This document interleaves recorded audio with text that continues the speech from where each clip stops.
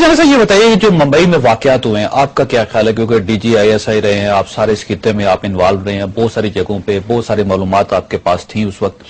آپ اس کے نظر سے یہ دیکھیں، یہ بتائیں کہ ممبئی میں جو واقعات ہوئے ہیں اس کے پیچھے کون ہے؟ دیکھیں یہ کہنا بہت مشکل ہے، قبل از وقت ہے، جب شواہد نہ ہو تو یہ کہہ دینا کہ اس کے پیچھے کون ہے، یہ صرف منموہن جیسا جس کو میں دانشور سمجھتا تھا، بڑا مدبر سمجھتا تھا، وہی آدمی اس جلدی کنکلوژن پہ پہنچ سکتا ہے، اور اتنی غیر ذمہ داری دکھائی ہے۔ لیکن وہ کہتے ہیں ہمارے پاس پروف ہیں کہ کوئی پروف نہیں ہے، پہلے بھی وہ کہہ رہے تھے، سمجھوتا ایکسپریس کے بارے میں بھی ان کے پروف تھے، وہ کیا نکلا؟ وہ ان کا سری کانت پروہت جو سرونگ لیفٹیننٹ کرنل ہے وہ بیچ میں اس کے اندر ملوث نکلا، اور اس کے ساتھ وہ تمام جو انتہا پسند ہندوؤں کے گروپ تھے وہ اس کے اندر ملوث نکلے۔ مالیگاؤں کے اندر پھر انہوں نے آئی ایس آئی کے اوپر ملبہ ڈال دیا، لیکن کون نکلا؟ خود ان کے اپنے وہ لوگ نکلے۔ تو یہ بات سراسر غلط ہے، پروف ان کے پاس کوئی نہیں ہے، اگر پروف ہے تو ہمیں دے دیں، ہمارے پاس بھی ایک عدالتی نظام ہے، ہم پروف لے کے جائیں گے، اور پھر انٹرنیشنل کورٹ کا ہے، اس کے اندر کورٹ آف جسٹس ہے، وہاں لے کے جائیں گے۔ اس کا یہ مطلب ہے کہ امریکہ چاہتا ہے کہ اب مسئلہ کشمیر حل ہو جائے، اور یہ چیز وہ برداشت نہیں کرتے، لہذا بڑا شور و غوغا ہوا، بہت سیخ پا ہوئے انڈین سارے کے سارے، بالخصوص ان کے انتہا پسند ہندو، جو انہوں نے کہا کہ ہم ثالثی قبول نہیں کریں گے۔ بائی لیٹرلزم، یہ سمجھنا چاہیے ہمیں، واٹ از بائی لیٹرلزم، اور اس کے اوپر انڈیا اصرار کیوں کرتا ہے کہ دو طرفہ ہونا چاہیے۔ وہ یہ کہتے ہیں، ان کا جو اسٹریٹجک تھاٹ ہے وہ یہ کہ پاکستان جو ہے وہ اس اینٹی کے اندر ایک چھوٹی سی اکائی ہے جس کا نام انڈیا ہے، سب کانٹیننٹ ہے، اس کے اندر یہ ایک ہماری باج گزار ریاست، اگر نہ بھی صحیح تو ایک چھوٹی سی ریاست ہے، تو اس کا باہر سے کسی آ کے کسی کا یہ معاملات کے اندر مداخلت کرنا ہم برداشت نہیں کریں گے، جو کچھ کرنا ہے وہ ہم خود کریں گے۔ یعنی یہ منرو ڈاکٹرین کا ایک شاخسانہ ہے، یعنی the countries of the area, Maldives, Sri Lanka, Nepal, Bangladesh, Pakistan, Sikkim, Bhutan etcetera, وہ سارے کے سارے وہ ہمارے باج گزار نہ صحیح عملاً، لیکن ہماری مرضی کے بغیر وہ کام نہیں کر سکتے، اور پاکستان کو بھی ایسا ہی بنانا چاہ رہے ہیں۔ بالکل، اور اسی وجہ سے ڈی جی آئی ایس آئی کو علامتی طور پہ بلایا گیا انڈیا نے۔ بالکل 61 سال ہم نے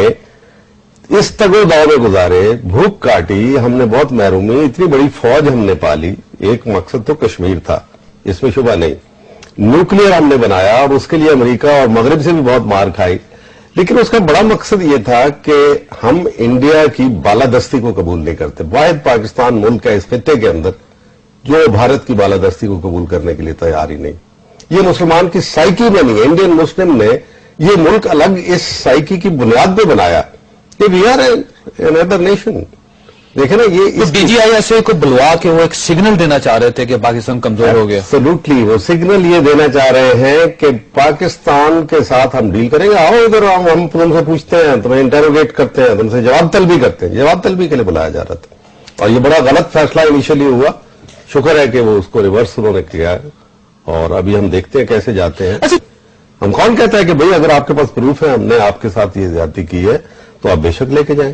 لیکن آج تک تو کوئی پروف نہیں نکلا۔ بھارت تو اس حد تک گیا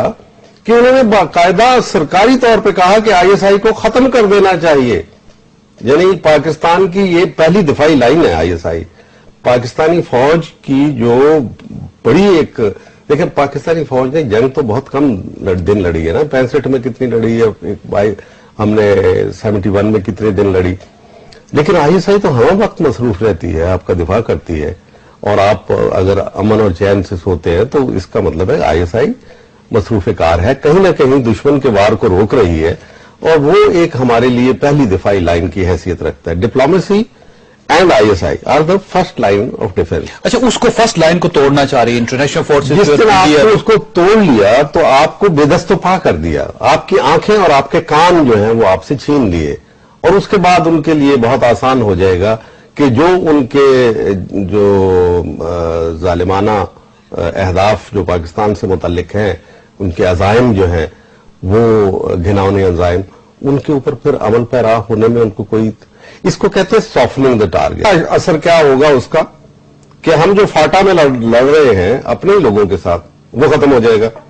ہمیں اپنی فورسز جو ہے ان کو شفٹ کرنا پڑے گا ایسٹرن بارڈر کے اوپر، ہماری سلامتی کا مسئلہ ہے، कोई भी हमें नहीं कह सकता, अमेरिका भी धमका नहीं सकेगा। हम कहेंगे कि भाई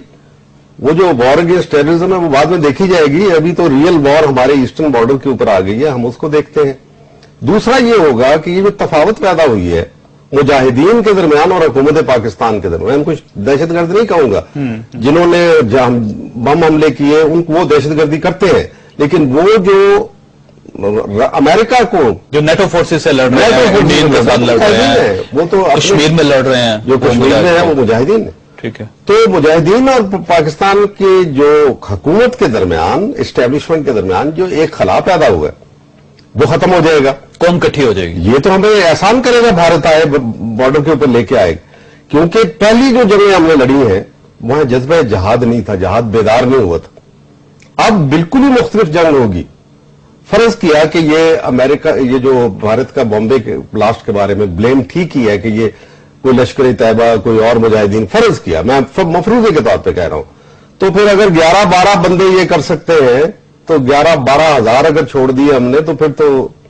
नानी याद आ जाएगी भारत को। अब वही बात कि हम एक कमजोरी का जो तासर दे रहे हैं दुनिया में, ये एक बड़ी ये अजीब तो सी बात। बदकिस्मती एक और सवाल मैंने आपसे ये भी पूछा, मुझे ये बताइएगा कि हमको हर बंदा ललकारता है, हर कौम ललकारती है, कभी हमने ऐसा किया है कि किसी को ललकारा हो हिस्ट्री में, कि किसी को कहा होगा अपना DGI SI को भेजो, अपने राग चीफ को भिजवा दो, या मोसाद के एजेंट्स हैं उसके चीफ को भिजवाओ?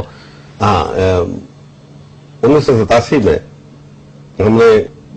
जिस वक्त पाकिस्तान के न्यूक्लियर एसेट्स के ऊपर हमला हमें नजर आ रहा था कि करने जा रहे हैं और खबर मिल गई थी, तो हमने एक बहुत जबरदस्त ललकारा था। लेकिन ये बात को यही रहने दे, क्योंकि ये हमने किसको ललकारा था? बहरहाल वो एक ऑफिशियल सीक्रेट एक्ट है के तहत मैं जबान नहीं खोल सकता, लेकिन उस वक्त घुटने टेक दिए थे उन्होंने, इंडिया ने। जी 1987 के अंदर याद है आप, जबकि राजीव गांधी का इंडिया टुडे ने लिखा कि उसके मुंह से वो कांटा गिर गया था, खाना खा रहा था, तो जिस वक्त बताया कि फर्स्ट आर्मर्ड डिवीजन जो मेरा डिवीजन, मैं कमांड कर रहा था उस वक्त, और जहां वो उनको पता चला कि ये तो वहां छुपा हुआ है और बिल्कुल उनकी शहरत के करीब छुपे हुए थे हम, और 2 हफ्ते तक उनको पता ही नहीं चला। अच्छा, मैं इसीलिए कहता हूं कि अगर इंडियंस आज बॉर्डर के ऊपर हमारी फौजें लाते हैं, हमारे साथ जंग का समा बनाते हैं, तो ये हमारी बड़ी खुशकिस्मती होगी,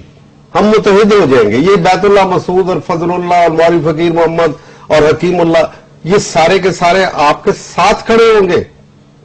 फिर पाकिस्तानी फौज जो और ये इकट्ठे हो जाएंगे। जो ये मसनूई तौर पे अननेचुरल गैर फितरी कॉन्फ्लिक्ट चल रहा है, ये अपनी असली हालत में आ जाएंगे हम। और जो माजी की जंगें हुई हैं, भारत ये मत ख्याल करे, भारत की मईशत जो है वो जैसी भी है वो आगे जा रही है। मैं आपको बताता हूं कि उनकी जो सिलिकॉन वैली है बंगलोर वगैरह के अंदर, वो तो अल्लाह ने, मुझे नहीं पता कि पाकिस्तान एयरफोर्स के और हमारे क्या टारगेट होंगे, लेकिन उनको धुएं के बादलों में उड़ा देंगे हम चंद दिनों के अंदर। अच्छा जरा साहब, ऐसे के इलाकों में वही जो लोग जो कभी पाकिस्तान की बहुत बड़ा डिफेंस होता है, जैसे आपने कहा कि अब भी वो हमारा डिफेंस होंगे, देखिए सूरत खराब नहीं, इतनी मार खाने के बावजूद इतने 4 लाख बेघर हो गए, रेफ्यूजी बाजावर से आके बैठे हुए हैं जो पूछने वाला कोई नहीं उनको,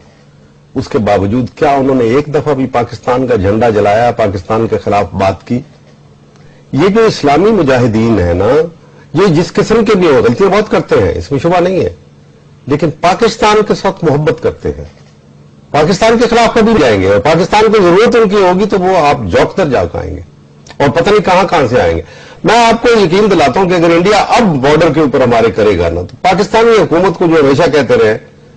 कि जहाज डिक्लेयर करना किसी पार्टी का काम नहीं है, खुद हुकूमत पाकिस्तान जहाज डिक्लेयर कर दे, आप देखें तमाशा क्या लगता है यहां।